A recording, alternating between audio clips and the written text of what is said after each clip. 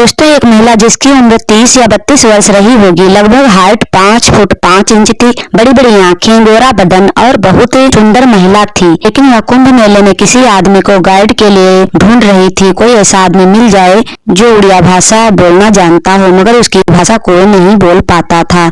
मगर दोस्तों एक साधु जो युवा होता है, जिसकी उम्र 35 वर्ष होती है, जो लोगों को तिलक लगा रहा, कुछ कंठी माला बेच रहा था, नागा के भेष में था और वह उस महिला के पास पहुंच जाता है। पास पहुंचने के बाद उससे बात करता है।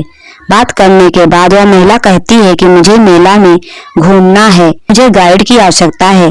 तभी वह साधु कहता है, आप चिंता मत करो, कुंभ का मेला मैं तुम्हें घुमा दूंगा, आप बिल्कुल फिक्र मत करो। दोस्तों वह उसे मेला घुमाता है। मेला घुमाने के बाद जब शाम होने को आती है, उससे पहले वो महिला उससे मोबाइल नंबर ले लेती है। कहती है मुझे जरूरत पड़ेगी कि बुला लूंगी, आप कहाँ रहते हो? तभी वह साधु कहता है, मैं यहीं अपना तंबू लगाकर टेंट लगाकर रह रहा हूँ और मैं अपना काम करता हूँ। दोस्तों वह महिला को जब घुमाता है तो वह महिला बहुत प्रभावित होती है, उसके ऊपर आकर्षित हो जाती है। जैसे दोस्तों रात का समय होता है, लगभग 7-8 बज रहे होते हैं। वह साधु जो होता है वह अपने तंबू में चला जाता है। तभी उसके फोन पर फोन आता है उस महिला का। वह कहती है मुझे रुकने का कहीं ठिकाना नहीं मिल रहा है, तुम कहाँ पर हो?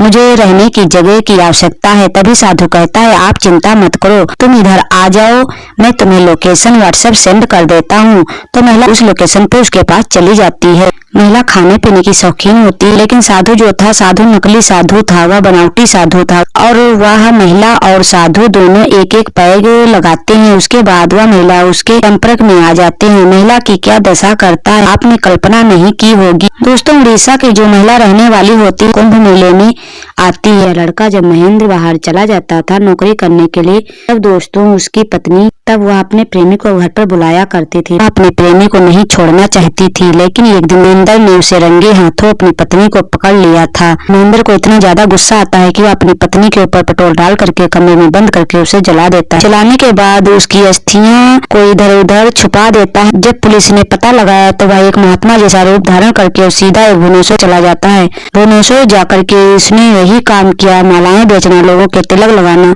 इसका यह काम बन गया था। दोस्तों मगर पुलिस के हाथ नहीं आया, लेकिन इसके घर वालों ने, परिवार वालों ने कहा उसका पता नहीं है, कौन उसे ले गया मुझे नहीं मालूम, कहाँ चला गया। तो उसके घर वाले बच जाते हैं, लेकिन यह महेंद्र होता है, इसका नाम महेंद्र गिरी अपना नाम रख लेता है। इससे सुना कि 2025 में महाकुंभ लगने वाला है, तो वह पहले से ही प्रयागराज आकर एक रूम ले लेता है और वहाँ रहने लगता है। अपना जो काम था उसका वही था।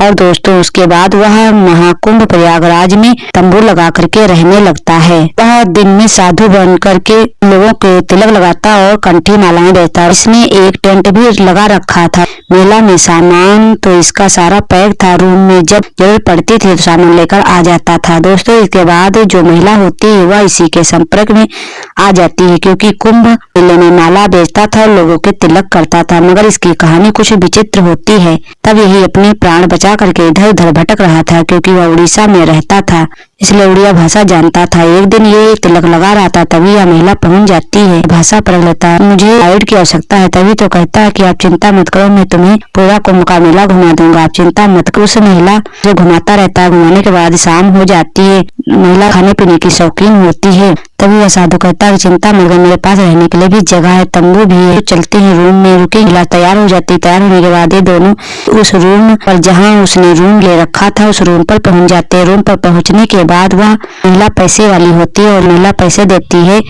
और कहती है बढ़िया सा खाना पीने के लिए लाओ और एक शीशी ले आना शराब की। वह जाता है, शराब लेकर आता है। उसने बताया था कि वह अंडे वगैरह जो भी बताता सब कुछ लेकर आता है। खाना होटल से लेकर आता है। खाना जब होटल से लेकर आता है, शाम को दोनों बैठ करके शराब पीते हैं। शराब के जब नशे में हो जाते हैं तो वे रोमांस करती है, इसके साथ रिलेशन में आती है, संबंध में आती है। दोनों ही रोमांटिक होने लगते हैं। दोस्तों अब ऐसा ही नहीं, एक दिन नहीं, 2 दिन नहीं, अब 2-4 दिन महिला इसी के संपर्क में आकर इसके रूम पर रुकती है और उसके साथ संपर्क रिलेशन में रहती है। दोस्तों इसके बाद कहानी यूं ही नहीं थमती। दोस्तों उस मकान मालिक को एक दिन शक होता है कि ये साधु रोजाना कपड़े पहन कर जाता है और शाम को कपड़े उतार के रख देता है। इसका क्या कारनामा है, क्या हो सकता है? हमें तो कुछ ही ढोंगी लगता है। इसके साथ अब तक क्या नहीं थी, अब इसके रूम में एक महिला भी रह रही है, तो उसे कुछ शक हुआ कि यह नकली बाबा है। तभी दोस्तों वह पुलिस के लिए सूचना करता है, पुलिस को खबर देता है।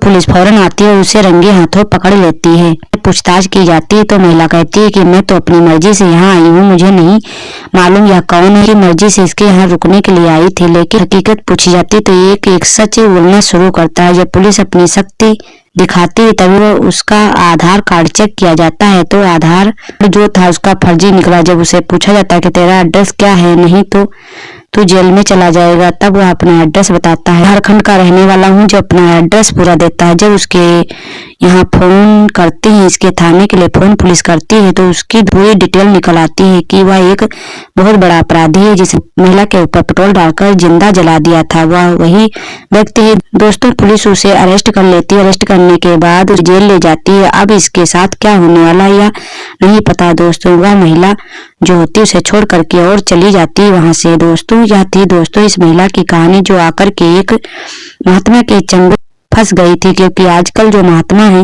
महात्माओं पर विश्वास नहीं करना चाहिए, क्योंकि पीले कपड़ा पहन करके सभी इसमें चाहे कितने भी मर्डर किए हों, चाहे आसी हों, चाहे व्यभिचारी हों, चाहे भ्रष्टाचार कर रहे हों, हमारा सनातन धर्म है जो लोग ढोंगी बन करके इस धर्म को बिल्कुल तार कर देते हैं। दोस्तों इस कहानी को सुनाने का हमारा मकसद यही है कि किसी को परेशान करना नहीं, किसी की भावनाओं को ठेस पहुंचाना नहीं। इस कहानी को सुनाने का उद्देश्य यही है कि हम सनातनी है, हमारा जो धर्म है, क्योंकि हमारे यहाँ संतों की पूजा होती है।